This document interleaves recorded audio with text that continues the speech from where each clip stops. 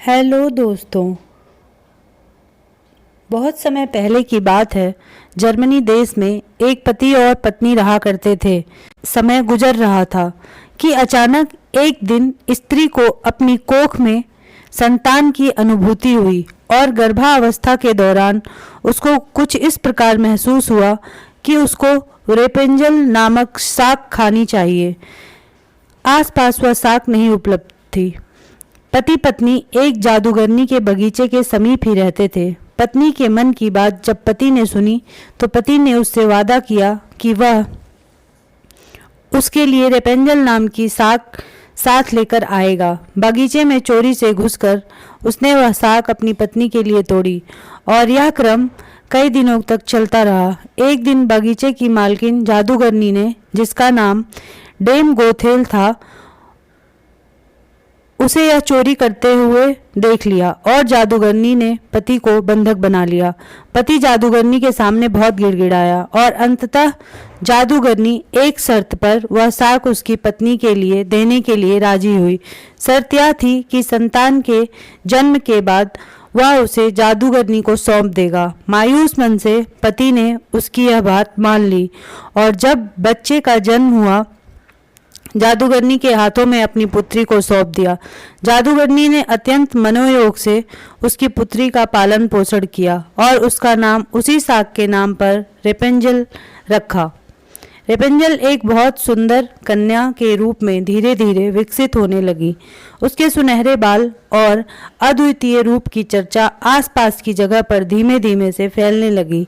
कन्या के 12 वर्ष के होते ही जादूगरनी डेम गोथेल ने उसको एक ऐसी मीनार में कैद कर दिया जिसमें ना तो कोई दरवाजा था और ना चढ़ने के लिए कोई सीढ़ी। इसमें एक ऊंचे स्थान पर एक कमरा था जिसमें कि केवल एक खिड़की थी।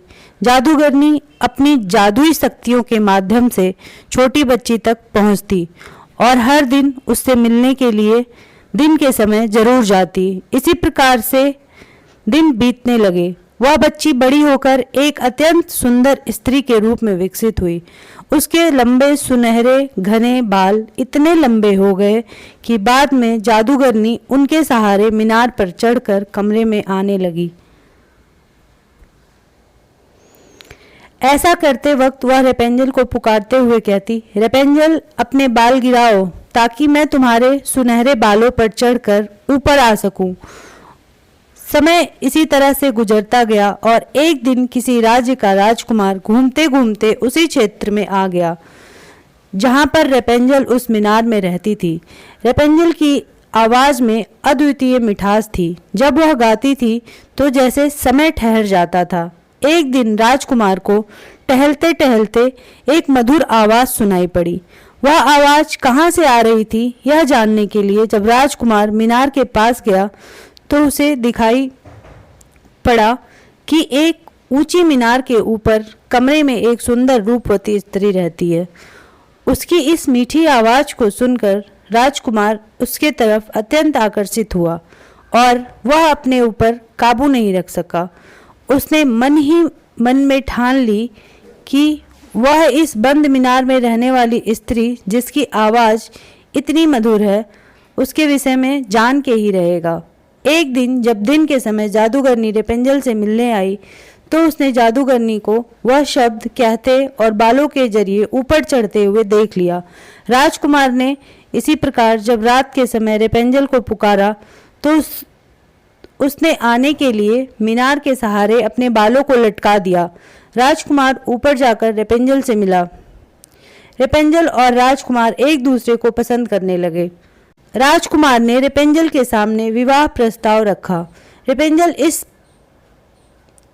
पर सहमत हुई और दोनों का मिलना जुलना धीरे धीरे बढ़ने लगा। जादूगरनी डेम गोथेल रोज दिन में रेपेंजल को मिलने के लिए आया करती थी। राजकुमार और रेपेंजल ने मिलकर एक योजना बनाई कि राजकुमार द्वारा दिए गए रेशम से रेपेंजल एक सीढ़ी बनाएगी जिससे कि वह दोनों उस जगह से भाग सके। रेपेंजल की मूर्खता के कारण जादूगरनी डेम गोथेल को राजकुमार के रेपेंजल के पास आने का और उसके गर्भवती होने का पता चल गया। जादूगरनी डेम गोथेल ने रेपेंजल को मीनार से बाहर निकाल दिया और जंगली जानवरों के बीच से विचरने के लिए अकेला छोड़ दिया और वह स्वयं उस मीनार के कमरे में जाकर छुप गई। राजकुमार के चढ़ने के लिए उसने रेपेंजल के बालों को काटकर उन्हें मीनार के बाहर लटका दिया ताकि राजकुमार ऊपर चढ़ सके और उसे कोई शंका ना हो। जब राजकुमार रेपेंजल से मिलने के लिए उस रात आया तो रेपेंजल की जगह जादूगरनी को पाकर वह भयभीत हो गया, मीनार से कूद पड़ा, जिससे कि नीचे पड़े कांटों से उसकी दोनों आंखों की रोशनी चली गई। जब राजकुमार नीचे गिरने लगा उसके हाथ में रेपेंजल के कटे हुए बाल आ गए और रेपेंजल की लंबी बालों की लट राजकुमार के साथ ही नीचे गिर गई।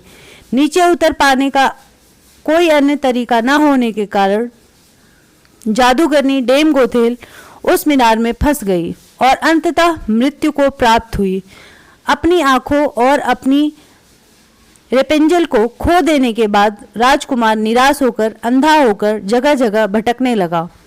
कई महीने तक इस प्रकार भटकने के बाद वह उस क्षेत्र में पहुंचा जहां पर रेपेंजल बस चुकी थी। उधर रेपेंजल ने जुड़वा बच्चों को जन्म दिया जिनमें एक बेटी और एक बेटा हुआ। इस तरह कुछ समय तक एक दूसरे से विछोड़ रहने के बाद अंततः दोनों उसी राज्य में एक स्थान पर मिले और उनके मिलने से चमत्कार स्वरूप राजकुमार की दृष्टि वापस आ गई और रेपेंजल मिलन से लंबे सुनहरे बाल उसके वापस आ गए। दोनों हंसी खुशी अपना जीवन एक साथ बिताने लगे। बुरे का अंत बुरा ही होता है और विश्वास के सहारे एक दिन दुनिया में सब कुछ पाया जा सकता है। जिस तरह जादूगरनी गलत नियत से रेपेंजल को इतने साल तक कैद करके रखती है, एक दिन उसे दंड मिला और वह मर गई। रेपेंजल ने बचपन से उम्मीद लगाई हुई थी कि एक दिन कोई उसे बचाने आएगा और उसकी जिंदगी खुशहाली से भर देगा। दोस्तों, हमें कभी किसी के बारे में बुरा नहीं सोचना चाहिए क्योंकि बुरे का अंत हमेशा बुरा ही होता है। धन्यवाद।